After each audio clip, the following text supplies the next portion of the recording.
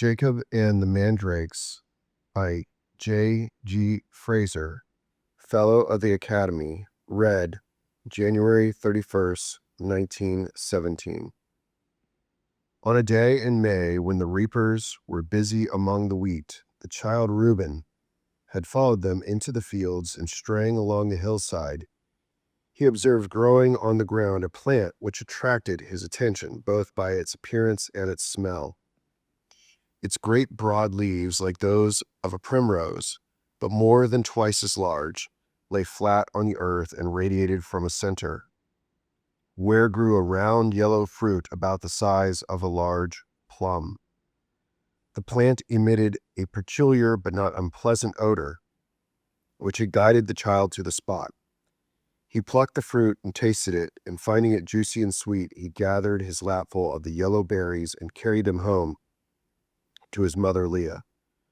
The fruit was what we call mandrakes, and what the Hebrews called love apples, dudaim, apparently because the taste of it was thought to cause barren women to conceive.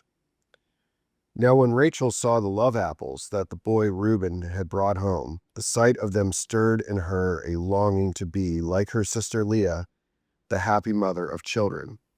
For Leah had 4 sturdy boys, but Rachel was childless, though her husband Jacob loved her and consorted with her more than with Leah. So Rachel begged Leah to give her of the love apples, that she too might conceive and bear a son. But Leah, jealous of the preference shown by her husband to her sister, was angry and answered, saying, "Is it a small matter that thou hast taken away my husband? And wouldest thou take away my son's mandrakes also?" Nevertheless, Rachel urged her to give her of the apples, saying, "Give me of them, and tonight Jacob shall sleep with thee instead of with me." To this Leah consented, and gave her sister some of the love apples. And at evening, when the sun was setting, and the asses, almost buried under corn leaves like moving ricks, were seen returning from the harvest fields along the narrow path on the mountainside, Leah, who had been watching for them, went out to meet her husband as he plodded wearily home from the reaping, and there in the gloaming, with an arch or a wistful smile, she told him of the bargain she had struck with her sister.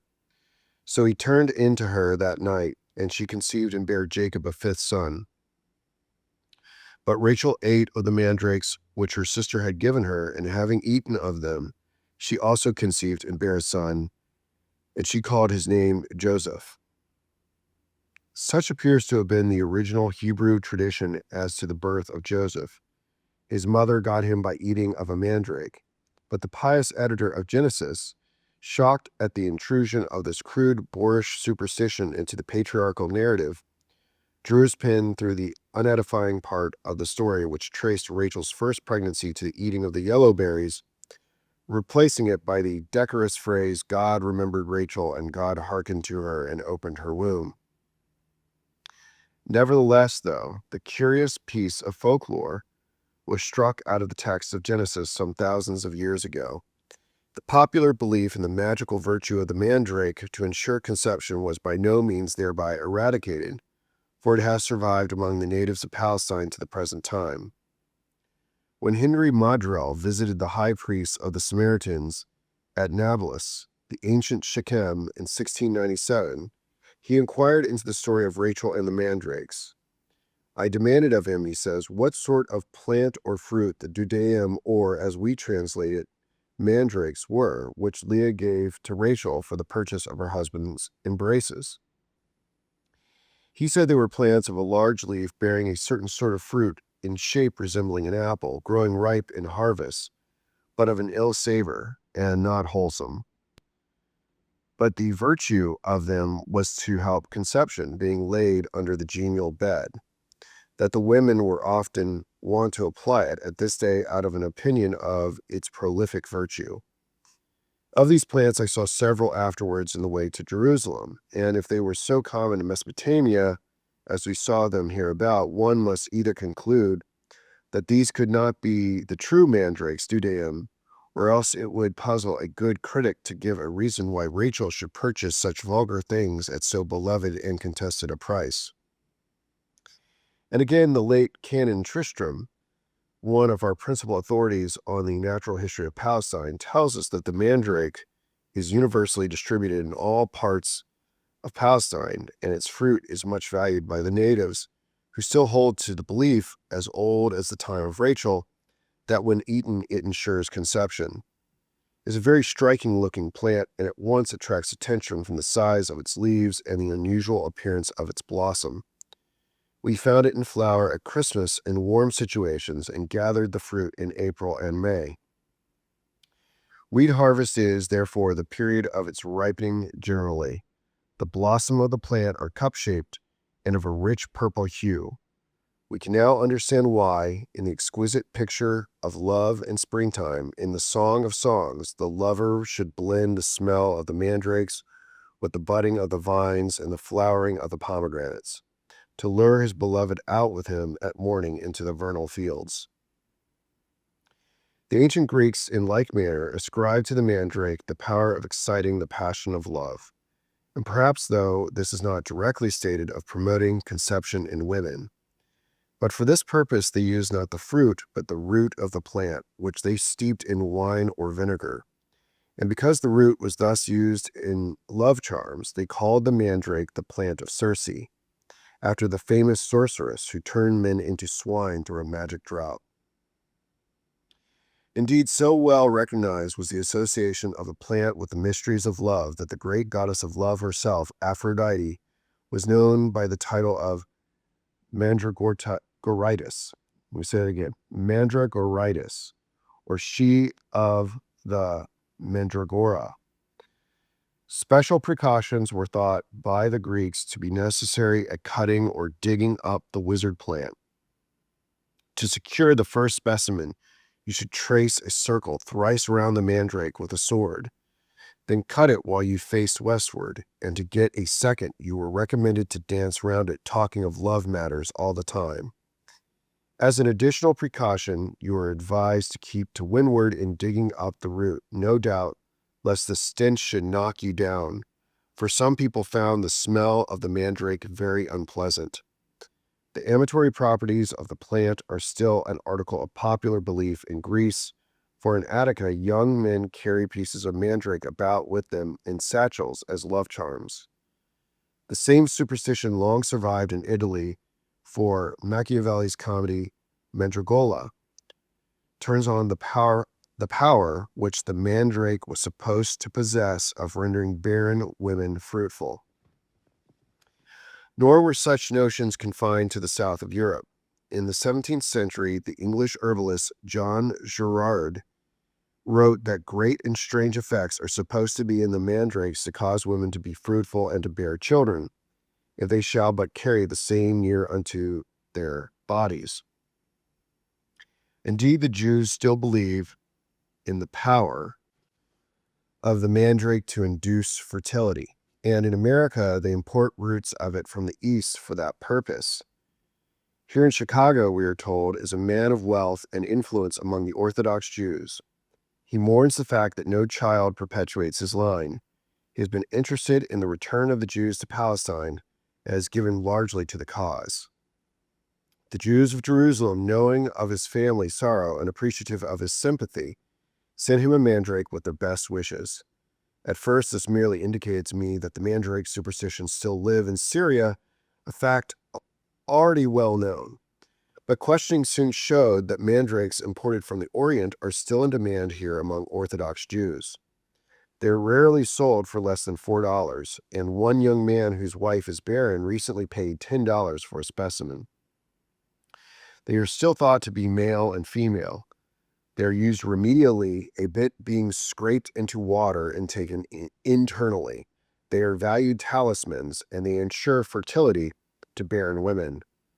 So persistent among the Jews is that superstition touching the magical virtue of the plant, which first appears under a decent but transparent veil in the story of Jacob and the mandrakes. The superstitions, which have clustered thick about the mandrake or mandragora in ancient and modern times, are partly explicable by the shape of the root, which is often forked and otherwise shaped so as to present a rude resemblance to a human figure.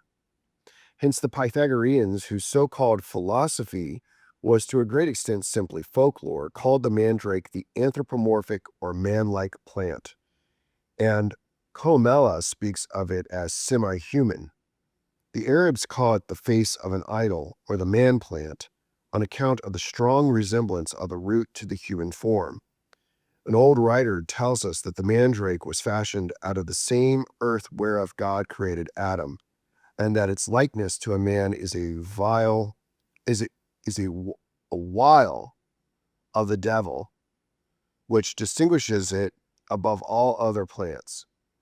For that reason, when a mandrake is dug up, it should be placed for a day and a night in a running stream, no doubt in order to wash out the taint of its diabolic association. It is the Greek medical writer Dioscorides who tells us of the epithet man-like applied to the mandrake by the Pythagoreans, and in a manuscript of his treatise, which is preserved at Vienna, the epithet is appropriately illustrated by two drawings which represent the plant in human shape with leaves growing out of the head. In one of the drawings, the goddess Invention is represented handing the man-like mandrake to Dioscorides, who is seated in a chair, while immediately beneath the mandrake a dog is seen rearing itself on its hindquarters. An inscription beneath the picture sets forth that the dog is dragging off the mandragora and then dying. The meaning of this picture and inscription will be explained immediately. In early printed herbals, the mandrake is similarly portrayed in human form, sometimes male and sometimes female, with a bunch of leaves growing out of the top of his or her head. The distinction of sex in the mandrake is as old as Dioscorides, who says that the male mandrake was white and the female mandrake black. In English folklore, the two sorts are known as mandrakes and womandrakes, respectively. In modern times, the high value set on the mandrake as a potent charm, especially useful for its power of fertilizing barren women, has given rise to a trade in counterfeit mandrakes carved in human form out of bryony and other roots. The use of substitutes for the mandrake was all the more necessary in northern countries because the plant grows wild only in lands about the Mediterranean, including Syria, Cilicia, Crete, Sicily, Spain, and North Africa. The most northerly point where it has been certainly found is Mount Vicentin on the southern edge of the Venetian Alps. Specimens are reported to have been found in the Tyrol, but these reports seem to be disputed. A Tuscan doctor of the 16th century by name Andrea Mattioli, who wrote a Latin commentary on Dioscorides, and whose new herbal was translated into German and published at Prague in 1563, learned the secret of these forgeries from a mountebank and quack, whom he had cured in a hospital at Rome. The fellow told the doctor that the practice was to take roots of canes, bryony, or other plants, carve them into the shape of a man or woman, stick grains of barley or millet into the parts of their figures where hair should grow, and then bury them under sand for 20 days or so until the grain had sprouted, when he dug them up and trimmed the sprouts with a sharp knife into the likeness of hair and beards.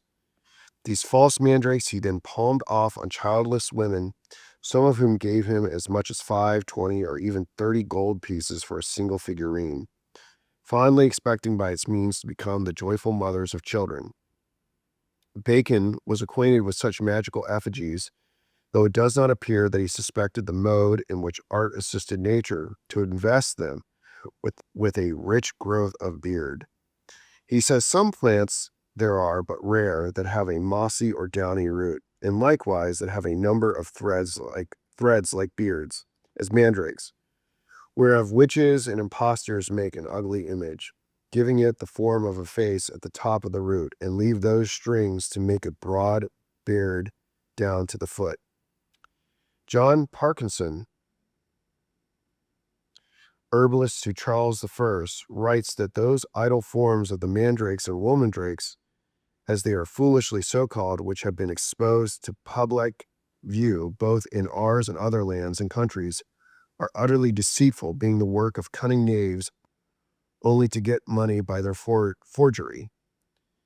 Two such effigies, covered all over their bodies with mock hair, have been preserved in the Imperial Library at Vienna since 1680. They formerly belonged to the Emperor Rudolph II, a great patron of all so-called occult sciences. They used to be bathed regularly, and if the bath chanced to be omitted, it is said that they would scream like children till they got it. To this day, there are artists in the East who make a business of carving genuine roots of mandrakes in human form and putting them on the market, where they are purchased for the sake of the marvelous properties which popular superstition attributes to them. Antioch in Syria and Messina in Cilicia particularly excel in the fabrication of these curious talismans. Sometimes the desired form is imparted simply by cutting and pressing the roots while they are still fresh and juicy, or while they are in process of desiccation. But sometimes when a root has been thus molded into the proper shape, is buried again in the ground until the scars on it have healed, and the parts which have been tied together have coalesced. When such an effigy is finally unearthed and allowed to dry and shrivel up, the traces of the manipulation which it has undergone are often hard to detect. A skillful artist will in this way turn out mandrake roots, which look so natural that no native would dream of questioning their genuineness. The virtues ascribed to these figures are not always the same. Some act as infallible love charms, others make the wearer invulnerable or invisible, but almost all have this in common, that they reveal treasures hidden under the earth, and that they can relieve their owner of chronic illness by absorbing it into themselves. This last property, however, has its dark as well as its bright side, for the new owner of the talisman is apt to contract the malady which the previous owner had transferred to it. So popular are these artificial mandrakes in Syria that hardly anybody will look at the natural roots. The Turkish name for the root is the man root, Adam Koku.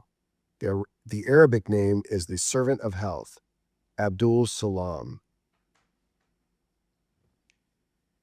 The human shape of the mandrake root has probably helped to foster, if it did not originate, the weird notion that the plant springs from the drippings of a man hanged on a gallows. Hence, in Germany, the plant bears the popular name of the little gallows man. It is, or used to be, believed in that country that when a hereditary thief, born of a family of thieves, or one whose mother stole while he was in her womb, is hanged on a gallows, and his seed or urine falls on the ground, the mandrake or little gallows man sprouts on the spot. Others, however, say that the human progenitor of the plant must be not a thief, but an innocent and chaste youth, who has been forced by torture falsely to declare himself a thief and has consequently ended his days on a gallows. Be that as it may, the one thing about which all are agreed is that the little gallows man grows under the gallows tree from the bodily droppings of a hanged man. It is a plant with broad leaves and yellow fruit, but there is great danger in digging it up, for while it is being uprooted, it moans and howls and shrieks so horribly that the digger dies on the spot. Therefore, if you would get it, you must proceed as follows. Go to the gallows hill on a Friday evening before the sun has set. Having stopped your ears fast with cotton or wax or pitch, and taking with you a black dog that has no patch of white on his body. When you come to the plant, make 3 crosses over it, and dig the soil way round its roots, till they remain attached to the earth only by a few slender fibers. Now bring up the black dog, take a string, and tie one end of the string to the animal's tail and the other end to the mandrake. Next hold out a piece of bread to the dog, taking care to keep beyond its reach, and retreating rapidly as you do so. In its eagerness to snatch the bread, the dog will strain and tug at the string, and thus wrench the mandrake out of the ground. At the awful yell which the plant utters in the process, the poor dog drops dead to the ground. But you have got the mandrake. All you have now to do is to pick up the plant, wash it clean in red wine, wrap it in white and red silk, and lay it in a casket. But you must not forget to bathe it every Friday and to give it a new white shirt every new moon.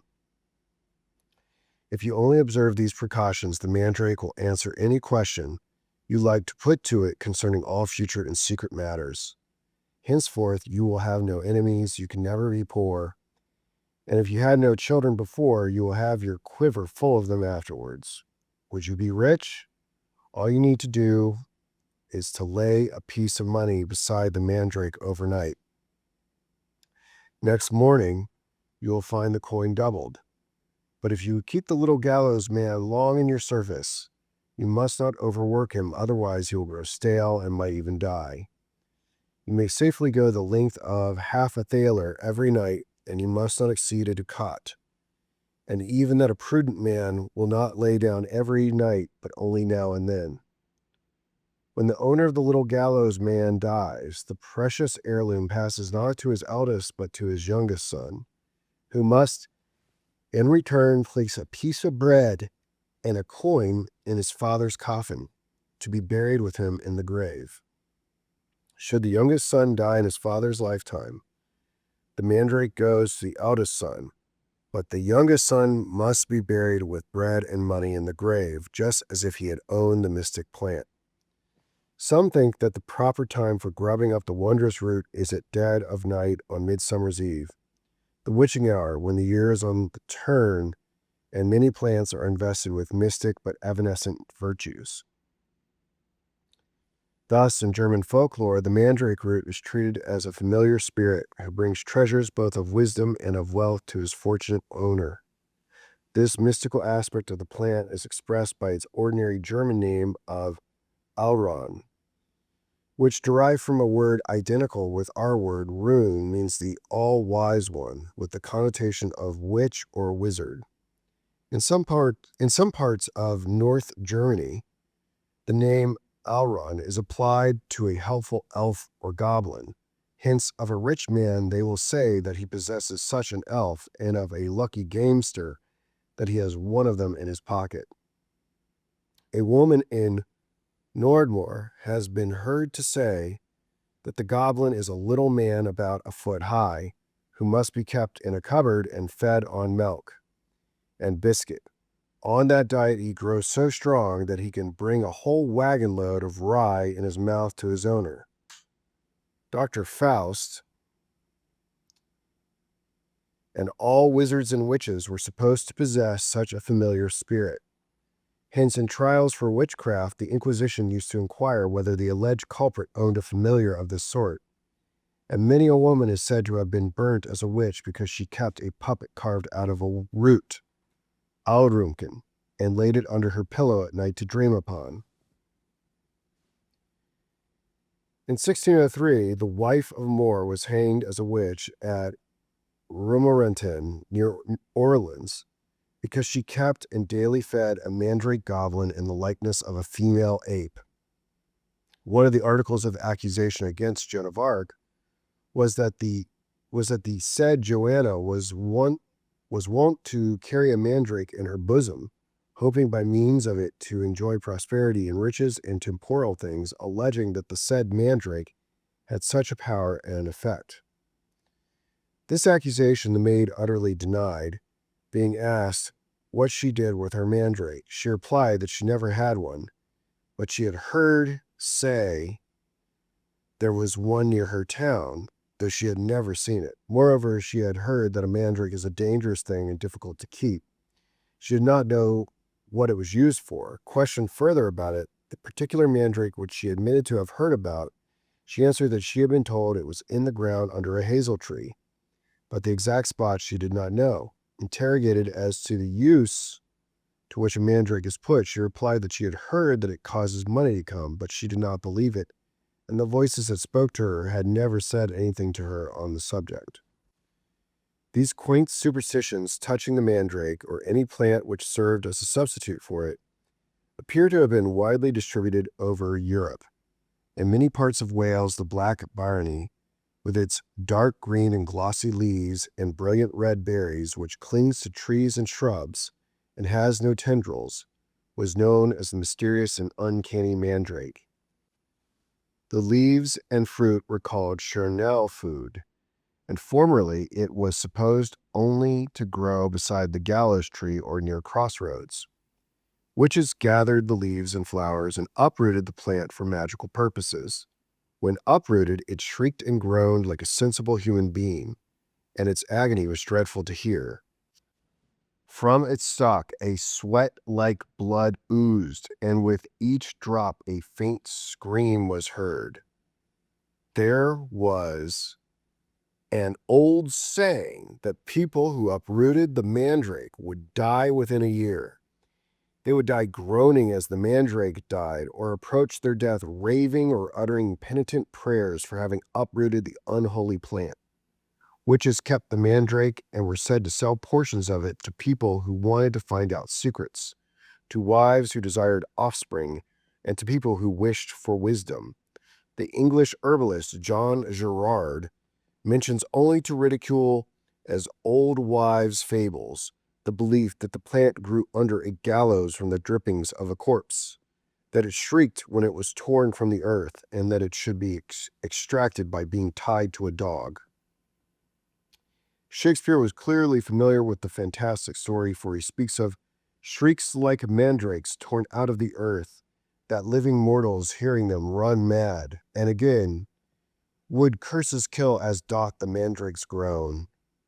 He was acquainted also with the soporific property which popular opinion ascribed to the plant. Thus, in the absence of her lover, Cleopatra is made to cry, "Give me to drink mandragora, that I might sleep out of this great gap of time. My Antony is away." And again, at sight of the victim whom his vile insinuations had forever robbed of his peace of mind, the villain Iago mutters, "Not poppy, nor mandragora, nor all the drowsy syrups of the world shall ever medicine thee to that sweet sleep which thou owedst yesterday." The belief in the soporific and narcotic quality of mandragora or mandrake is very old. The ancient Greeks held it so firmly that they administered the drug as an anesthetic to patients undergoing surgical operations. And this practice was continued into the Middle Ages, being recommended, for example, by the Arabian physician Avicenna in the 11th century.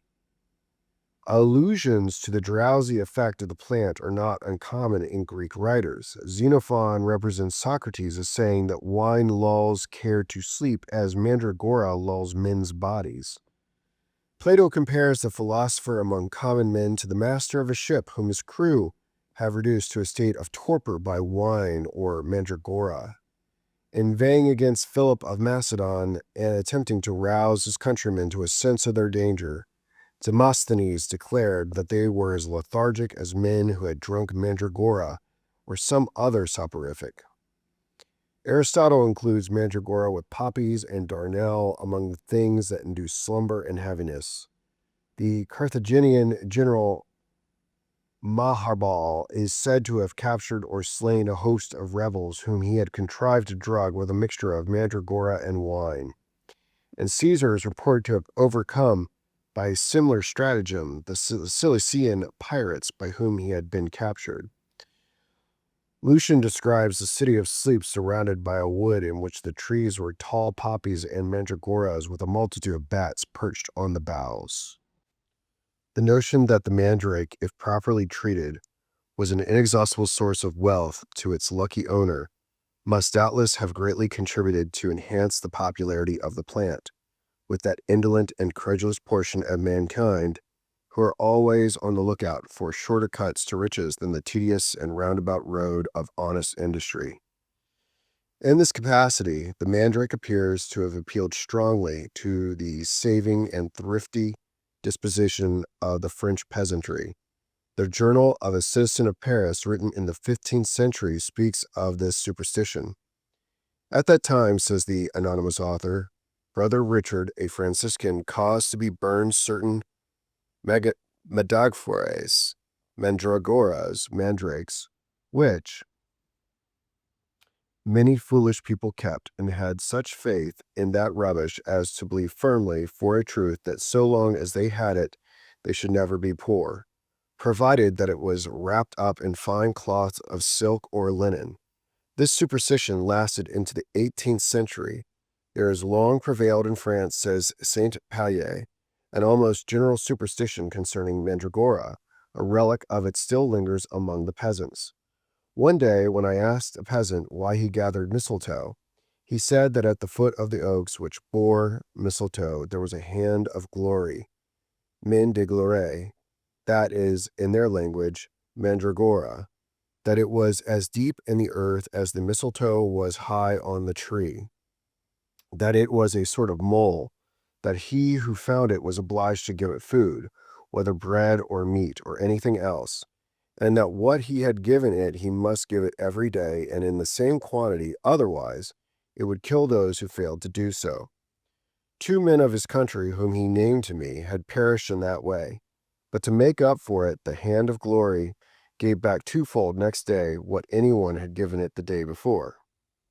If today it received food to the value of a crown, he who had given it would receive 2 crowns next day, and so with everything else. Such and such a peasant, whom he named to me, and who had become very rich, was thought to have found one of these hands of glory. French fishermen used to wear necklaces or bracelets of mandrakes as talismans, which would protect them against accidents of all sorts. The belief concerning the danger of uprooting the mandrake and the expediency of deputing the perilous task to a dog is not confined to the center and north of Europe, for it occurs also in the Abruzzi, where the season recommended for culling the mysterious plant is Midsummer Day, the day which the Catholic Church has dedicated to St. John the Baptist. In modern Greece, also, it is believed that any man who dug a mandrake clean out of the earth would die, and that to get it you must tether a dog to the root. Nor is the device of employing a dog for such a purpose a modern invention. It is recommended by a late writer of antiquity, who bore or assumed the name of Apuleius Platonicus, and composed a treatise on herbs, perhaps in the 5th century of our era. The last chapter of his work is devoted to the mandrake and describes how the plant is to be uprooted by a hungry dog who's been tied to it and drags the plant out of the earth in his efforts to get at a piece of meat placed beyond his reach. This work was translated into Anglo-Saxon, and the manuscripts of the translation are adorned with illustrations, which represent, among other things, the extraction of the mandrake by the dog. In one of these pictures, the plant is delineated in human form with leaves and berries growing out of the head, while the dog is seen tugging at a chain by which his neck is fastened to the left arm of the figure. On the other side of the mandrake are 2 human figures carrying implements of some sort, perhaps for the purpose of digging up the mandrake. The manuscript which contains this illustration was originally in the Cottonian Library, but is now in the British Museum.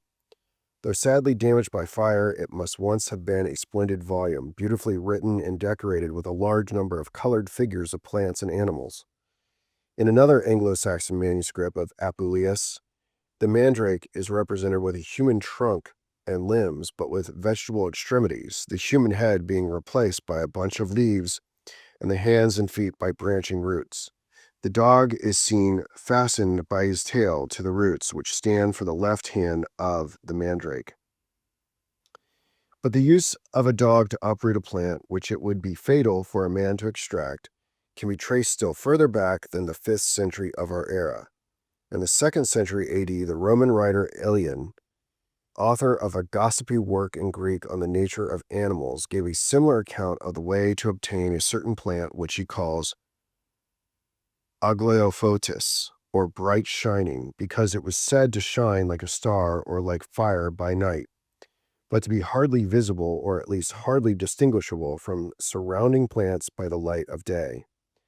This remarkable plant is supposed by moderns to be peony. When the herb gatherers decided to collect specimens of the peony, as we may call it, they put a mark at the root of the plant and returned to the spot at night, bringing with them a young dog which had been kept without food for several days. They did not dare to uproot the plant with their hands or even to dig it up with a spade, because the first person who had tried to do so was said to have perished in the attempt. So they tied one end of a very strong cord to the dog, and having made the other end of the cord into a loop, they threw it over the stalk of the peony, standing as far from the plant as they could. Then they offered savory cooked meat to the dog, and he smelled the sweet savor and, impelled by the pangs of hunger, struggled to get at the tempting viand, straining at the leash till it uprooted the peony. But no sooner did the sunlight fall on the roots of the peony than the dog died. So the herb gatherers buried him on the spot and performed certain secret rites in honor of the animal, because they believed that he had sacrificed his life for theirs. Having done so, they could safely handle the peony and carry it home. There they employed it for many useful purposes, particularly for the use of epilepsy and a blindness caused by a drop serene. And on account of the mode in which the plant was procured, it received the special name kynospastos, or dog-dragged. The identification of aliens Iglaphotis with the peony seems to be fairly certain, since Dioscorides, a good authority, gives Iglaphotis as one of the many names which the Greeks applied to the peony. Moreover, we know from Theophrastus that in the opinion of some people, the peony, like the Iglaphotis, should only be dug at night. For if a man attempted to do it by day and were seen by a woodpecker while he was gathering the fruit, he would risk losing his eyesight, and if the birds saw him cutting the root, he would suffer from prolapsus ani, at least so thought these wiseacres. However, Alien's account of the Iglaphotis reminds us of the mandrake, not only in the extraction of the plant by a dog, but also in the bright light which it was supposed to diffuse at night. For the Arabs call the mandrake the devil's candle, on account of its shining appearance in the night from the number of glowworms which cover the leaves. The authority for this statement seems to be the learned Ibn Bithar, who has been called the Arab Dioscorides. In his Dictionary of Medicine, he gives an account of the mandrake, in which he tells us that the Moors of Andalusia called the plant Siraj al-Kotrab, lamp of the elves, because its stalk shone by night. Also, he says the Arabs call it plant of the idol, because its root has the shape of a man. According to him, King Solomon carried a mandrake in his signet ring, whereby the jinn were subject to him, and Alexander the Great also employed it in his conquest of the East. The plant, he informs us, is a remedy for all maladies that are caused by jinn, demons, and Satan. Likewise, it cures lameness, cramp, epilepsy, elephantiasis, insanity, and loss of memory, and in general it affords protection against mishaps of all sorts, including theft and murder. Finally, he not only describes the method of procuring the mandrake by means of a dog, but asserts that he had witnessed it in practice, which is possible and not improbable, since he has the candor to add that contrary to the usual belief that dogs survived the operation. The Arab doctor's account of the mandrake presents some remarkable points of resemblance to the account which the Jewish historian Josephus gives of a root called by him the Barabbas. According to him, the root grew in the deep rocky ravine which descends from the mountains of Moab to the eastern shore of the Dead Sea, and has been famous both in antiquity and in modern times for the abundance of its hot medicinal springs. A little to the south of the ravine, commanding height, is crowned by the ruins of the castle of Macarius, in the dungeons of which John the Baptist was beheaded. The root which grew in this romantic situation was itself, if we may trust Josephus, very remarkable both in its appearance and in its properties. It was flame-colored, and at evening it shone like lightning on persons who attempted to approach and seize it. As they drew near, the root retreated before them and could only be brought to a standstill by such as poured the urine or menstruous blood of a woman upon the fugitive plant. Even then, to touch it was certain death unless the seeker contrived to hang the root from his arm. However, the Jewish historian adds that the root could be procured without danger in another way. The seeker dug round about the root till only a small part of it remained in the earth. Then he tied a dog to it and walked away. In its effort to follow him, the animal easily pulled up the root but died on the spot as a sort of vicarious sacrifice for his master, who thereafter could safely handle the plant.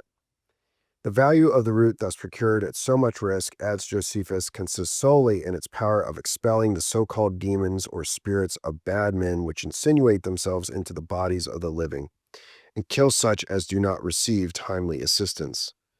But a simple application of this precious root to the sufferer sufficed to drive out the foul fiend. What was the plant about which these queer fables were told? Josephus speaks as if it grew only in one spot of the deep glen, the ancient Caraho, the modern Zercomain. Canon Tristram, who visited the glen and has given us a vivid description of its wild scenery, its luxuriant vegetation, and its steaming sulphur springs, proposed to identify the plant with a strange crucifer, not unlike a wallflower in form and size, which grows beside the warm natural baths and sulphur deposits, with its root orange, its stem and bark sulphur color, its leaves and fruit pods a brick dust orange, and its flowers a paler orange. Every portion of it reeked with the odor of sulphur, and altogether it had a most jaundiced look. The plant appeared to have a very limited range. Canon Tristram observed it nowhere but on the sulphur and the basalt rocks near it, and from its situation and appearance he named it the sulphur plant.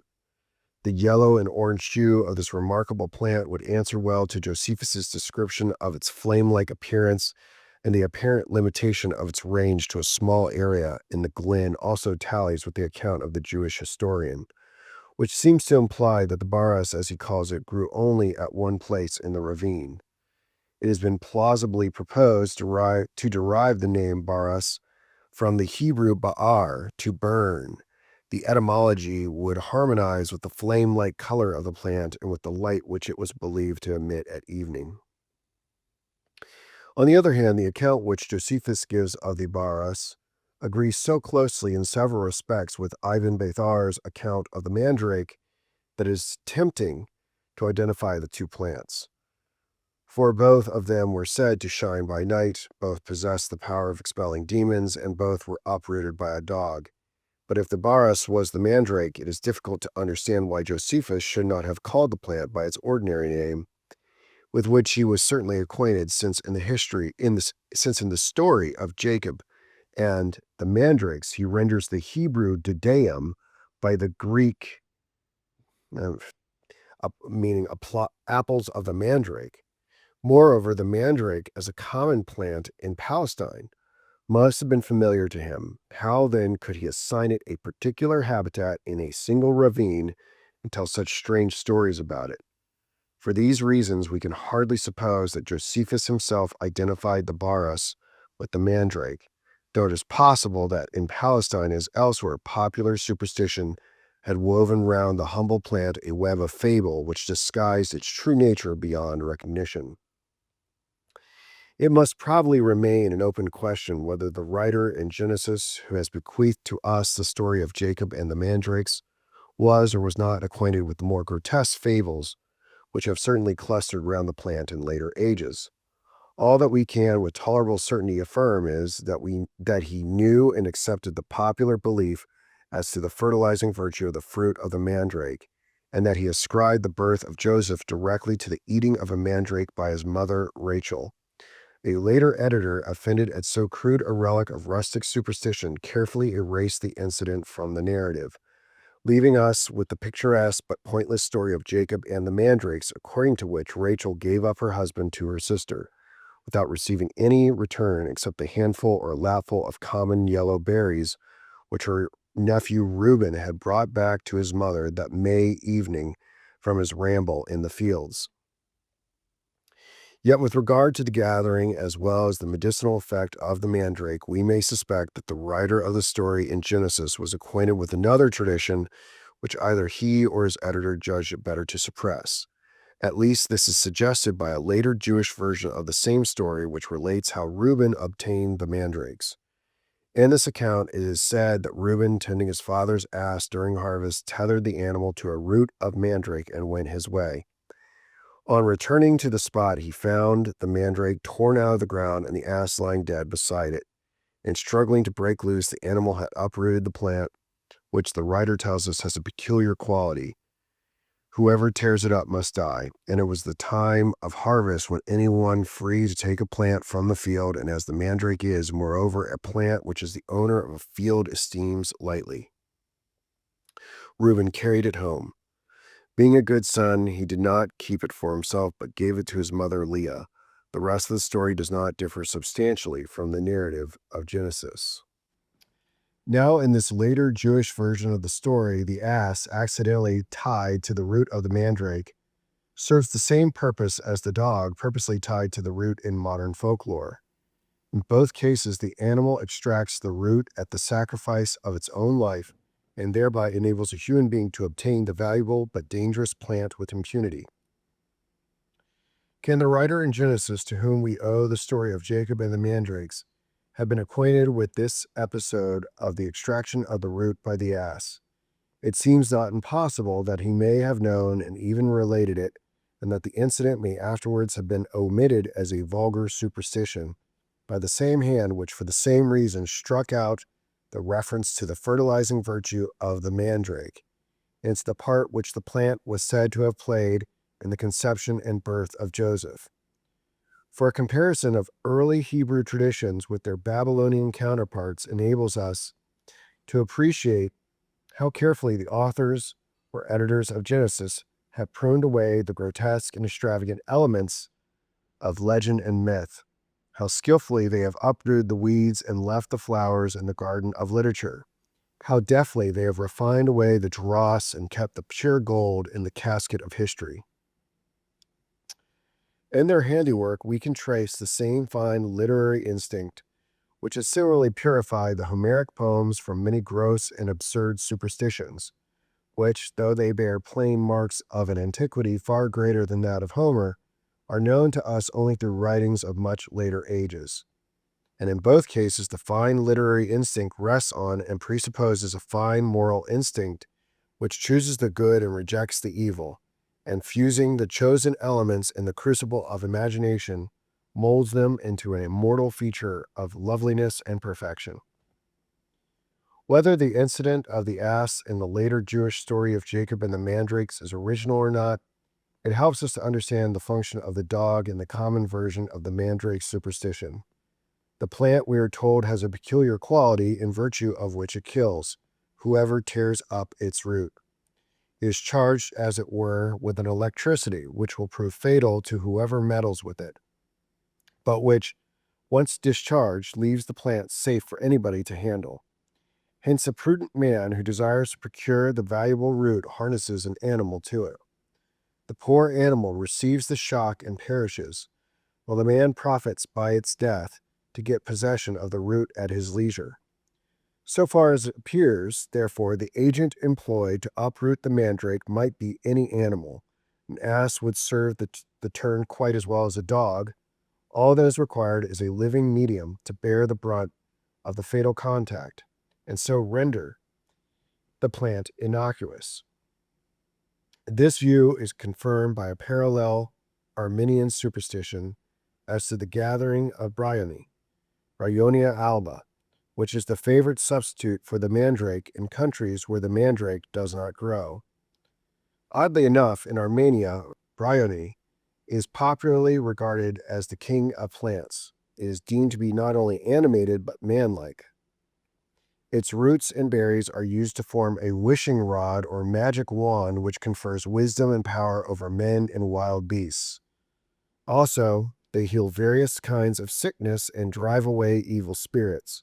Hence, the plant is everywhere sought as a precious possession. But it can only be gathered in the month of May. And in gathering it, you must say certain prayers.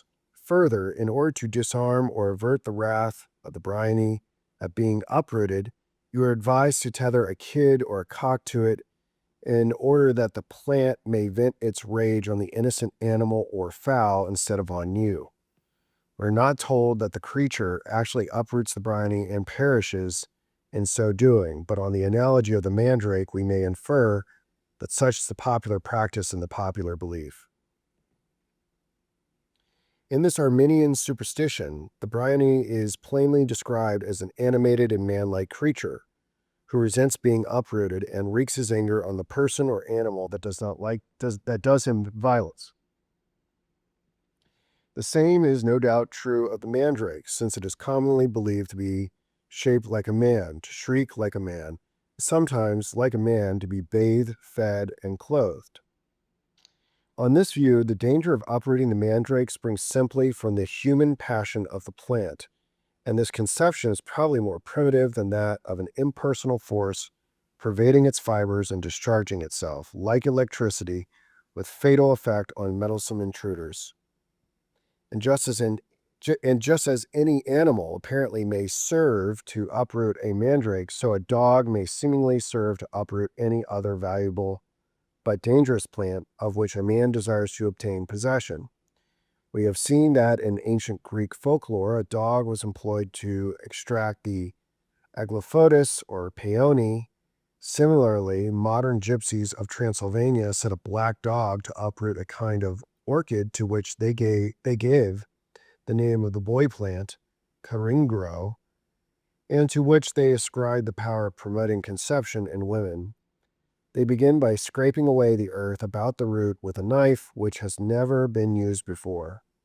Then, when the root is half laid bare, they tie a black dog by its tail to the plant and hold out a piece of ass's flesh to the animal. He springs at it, and in doing so, wrenches up the orchid by the root. Having got the root, they carve it in the shape of the male organ of generation and hang it in a little deerskin pouch on the left arm. In this way, the orchid, like the mandrake, is believed to help in getting a woman with child. In all these cases, the plant, whether it is the mandrake, the peony, or an orchid, is apparently personified as a being who feels anger at being uprooted, and whose wrath must be diverted from the human culprit to an innocent animal. Sometimes on such occasions, an attempt is made not to divert, but to soothe the rage of the plant by making an offering to it. Thus, ancient Greek herbalists recommend that when you cut a certain healing plant, which they called, after the divine physician Asclepius, you should insert in the earth a honey cake in a varied assortment of fruits as payment for the plant which you have uprooted. And similarly, they said that when you cut gladwin, you ought to give compensation in the shape of a honey cake baked of spring-sown wheat, while at the same time you drew 3 circles round the place with a sword. Such beliefs and practices illustrate the primitive tendency to personify nature, to view it as an assemblage of living, sensitive, and passionate beings, rather than as a system of impersonal forces. That tendency has played a great part in the evolution of religion, and even when it has been checked or suppressed in the general mass of educated society, it lingers still among the representatives of an earlier mode of thought. The peasant on the one hand and the poet on the other. No poet, perhaps, has ever felt or expressed this sense of the animation of nature more vividly than Wordsworth. He tells us that, "'Tis my faith that every flower enjoys the air it breathes."